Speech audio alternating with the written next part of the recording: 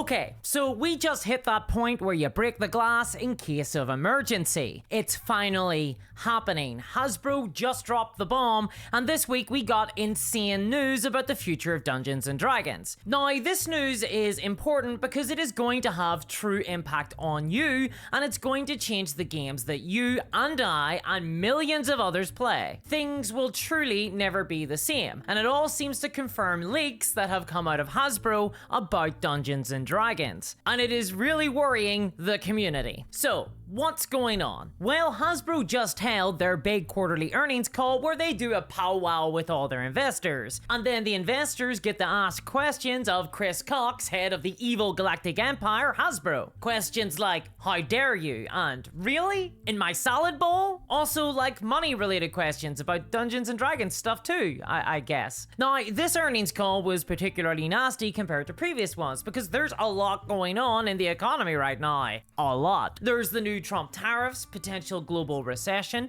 trade wars, people are wearing baggy jeans again. But then, on top of all those external factors, Hasbro is facing a lot of internal crises too. Dungeons & Dragons has been underperforming. The toy side of the company is currently in the act of imploding, and the people of Quilon 5 are resisting the Hasbro Pinkerton enforcement agencies. So investors have been pretty worried. Now, during this big report, Hasbro revealed some extremely surprising news about Dungeons & Dragons and the future of the role-playing game hobby. And there is good news and bad news from this report, so let's first talk about the good news, and then, as a treat, talk about the bad news. But first, please subscribe to the channel or check out my Patreon so that I can try and impress my grandmother, who keeps looking at me like this every family get-together. Thanks, it's kinda killing me inside. Appreciate it. Okay, so the good news first, and it's quite surprising. Turns out, Dungeons & Dragons isn't going to be affected too much by the new Trump tariffs directly. And this should come as great relief to the community, because there has been a ton of public worry and speculation and YouTube videos and articles about this,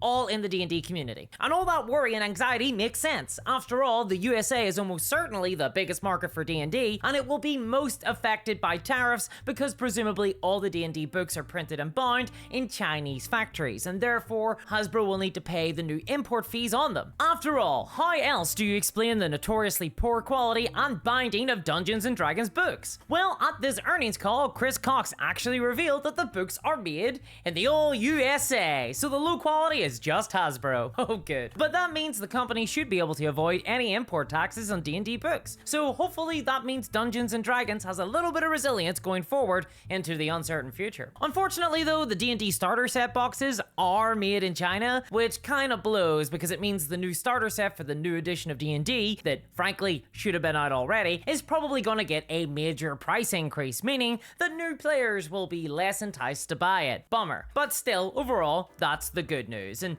that's also kinda where it ends because Hasbro overall are going to be hit really badly by the tariffs, especially on the toy side of the market. According to Chris Cox, CEO of Hasbro, they're looking at a final hit of potentially $300 million.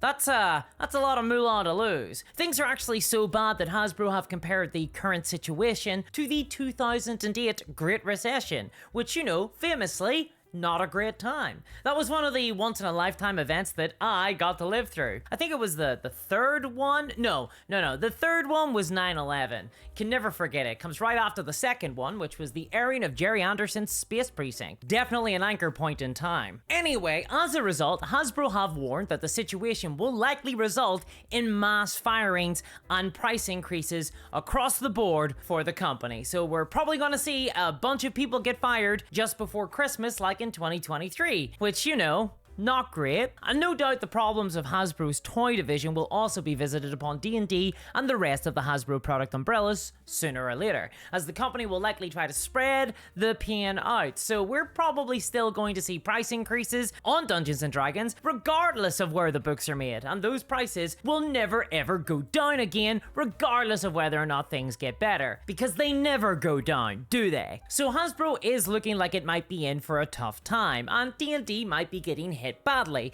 but almost incidentally as a result. Unfortunately, however, for players of Dungeons & Dragons, that's just the beginning, because the real news for D&D is one that many people have been really worried about, because Hasbro were also really clear in this call. They have a plan for the future of Hasbro, and that is to diversify their franchises to mitigate losses from all these new import taxes. And that includes diversifying Dungeons & Dragons. So what does that mean? Well, let me put it this way. During the quarterly call, Hasbro also confirmed that the only thing bringing in more cash for the company right now are licensed products and Magic the Gathering. In fact, according to Chris Cox, 50% of Hasbro's revenue right now are from experiences or digital games. And in this neoliberal capitalist hellscape that we live in, love it, that means Hasbro are going to double down on that to the exclusion of all else. And in fact, that's what they promised to do. But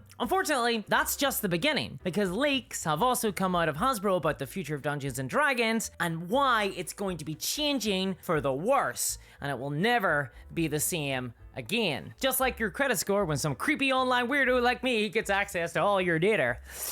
Because the internet is getting more dangerous every day. There is even an entire shadow industry of data brokers online who are dedicated to trolling through the internet, searching for your data, all so that they can sell it on to the highest bidder. And that puts you at an increased risk of being doxxed, stalked, having your identity stolen, or even being harassed and attacked simply due to expressed political views or your occupation. And that's why I'm glad to be working with today's sponsor, Delete Me, to help you protect your data. See, Delete Me helps reduce the risk of your data getting into the wrong hands by removing your information from hundreds of different data broker websites out there, helping to keep your private details, actually private, as they should be. But that's not all. Delete Me also actively monitors data broker websites to make sure that your personal information is removed. And they even provide regular privacy reports to you that show clearly how much of your data was found and where it was removed from. Personally, I've used Delete Me to help get my data removed from all sorts of websites. Although, unfortunately, they can't also remove the sin that plagues my soul. But you can protect your data with Delete Me. Delete Me even give me a special code so that you can get an extra 20% off all consumer plans. Simply go to joindeleteme.com/DND20 or click the link below and use promo code DND20 at checkout. And thanks to Delete Me for sponsoring today's video. Okay, so Hasbro confirmed that licensing, it's their big money maker right now, which includes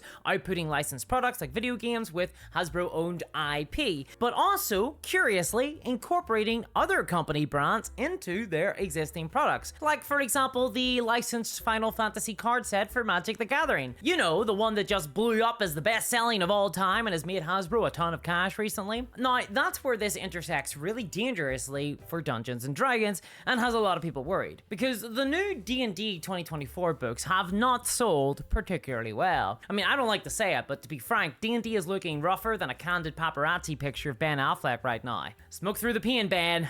Smoke through the pan. Add on top of that the fact that Chris Perkins, the lead designer of D&D, has now quit Wizards of the Coast, and so has legendary game designer Jeremy Crawford, and the game has been left feeling a bit rudderless right now. And that means we have to wonder, what is the future of Dungeons & Dragons? Well, Hasbro have given us our answer, because while there was a lot of speculation that those guys left Wizards of the Coast because the game is sinking, I personally think that was wrong. I suspect they did just generally retire, but without them at the helm, and with the game having underperformed numbers-wise, and in the recent quarterly call, Hasbro said that licensing is the big money maker for them right now, and with millions of dollars potentially lost in revenue, it's pretty clear what Hasbro plan to do next, because they've always been desperate to figure out the way to monetize D&D as much as possible. And while originally their plan was to digitize everything in a microtransaction hellscape with Sigil, that plan has been largely abandoned. The app is dead, and all the people that pushed that line in Hasbro, namely Chris Cow and Cynthia Williams,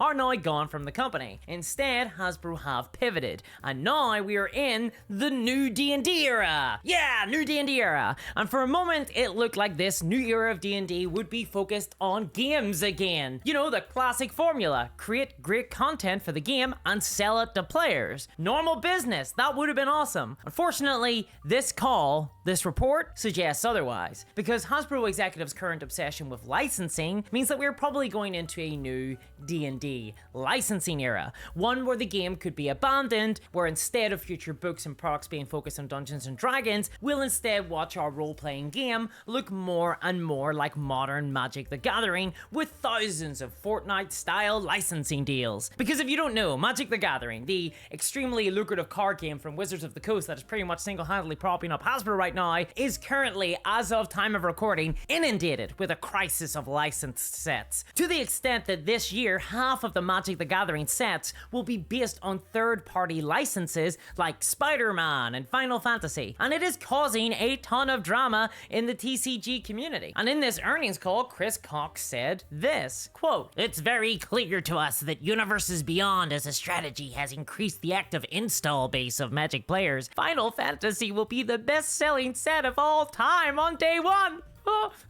Hell, it already is!" But what's this got to do with D&D? Well, that's where the leaks from Hasbro come in, as there have been increasing comments and reports from people that work with Wizards of the Coast that Hasbro have been and are reshaping the company to be focused more on both Magic the Gathering and D&D as franchise, as a license to be used as a skin suit for other IPs rather than as a series of products like game books for D&D about and set within D&D settings. And that is really bad for Dungeons & Dragons. It could rob the soul of the game. Now look, I understand, some people are excited by the idea of D&D crossovers with different IPs and franchises like Magic has done with the Universes Beyond card sets, but it deeply troubles me and lots of other people in the community. A fun little project here and there, like the Rick and Morty books, that's fine for me. I'm not a stick in the mud. But we must be wary. When Universes Beyond was first started for Magic the Gathering, Wizards of the Coast at the time assured worried players that core Magic would not be at risk of being drowned out by the Universes Beyond licensed card sets, that the corporate greed of Hasbro would remain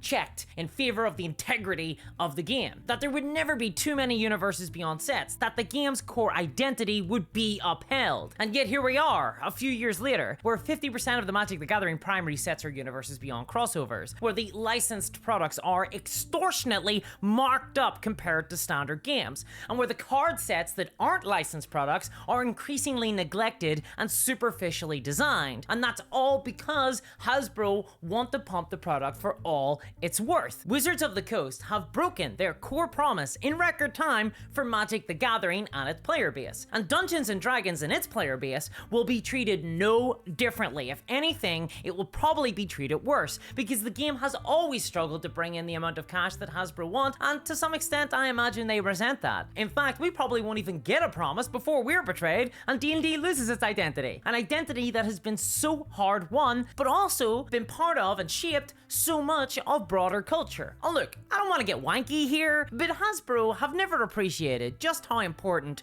D&D is. And I'm not talking about it as a revenue stream or even as a TTRPG or simply a game, but as a cultural artifact of the time and place that we live in, as a cultural touchstone. Dungeons & Dragons is really important. It's much more important than Hasbro or any one company, and it has a legacy as an experience that must be managed intelligently. We should not throw away something so precious as that simply because Hasbro want to make more money by grafting X-Men or Finding Nemo or Borderlands on top of it. It's bad enough that such a thing is happening to an iconic trading card game like Magic the Gathering, but if it happens to Dungeons & Dragons too, then it'll be truly disastrous. D&D is iconic. We can't lose that. New stuff is fine, but it can't be allowed to overwhelm the identity of the game. But if this licensed idea goes forward, it will. It will overwhelm the identity of the game because there's just too much money to be made otherwise. But I'll be following this story as it develops, so please check out my Patreon to help support my content and help me do this